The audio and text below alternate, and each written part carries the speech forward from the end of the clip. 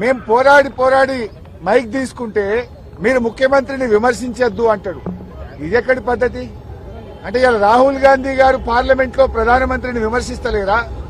రాహుల్ గాంధీ గారు ప్రధానమంత్రి మీద మాట్లాడతలేరా? మరి మేము ముఖ్యమంత్రి మీద మాట్లాడకపోతే సభకు రావడం ఎందుకు? మేము ఏదైనా ప్రజా సమస్యలు ప్రజల గురించి ప్రభుత్వాన్ని ప్రశ్నించడమే ప్రధాన ప్రతిపక్షం బాధ్యత. అసలు ముఖ్యమంత్రి గారు ఏం మాట్లాడండి? అలా మూసీ నది కంపు కంటే ముఖ్యమంత్రి గారి మాటల కంపు ఎక్కువైపోయి ఇవాళ మూసీ ప్రక్షాళన కంటే ముందు ముఖ్యమంత్రి గారి నోరు ప్రక్షాళన చేయాల్సిన అవసరం ఉంది. శాసనసభను ఆయన ఒక గాంధీ భవన్ గా ఒక సిఎల్పి మీటింగ్ లాగా మార్చారు. శాసనసభలో ప్రతిపక్షాలు అడిగిన ప్రశ్నలకు ప్రభుత్వం సమాధానం చెప్తుందా? విపక్షాల మీద అదే సొల్లువాగుడు. బయట మాట్లాడిందే, గాంధీ భవన్ లో మాట్లాడిందో, సిఎల్పి మీటింగ్ లో మాట్లాడిందే, పబ్లిక్ మీటింగ్ లో మాట్లాడిన సొల్లువాగుడే అసెంబ్లీలో వాగుతారా?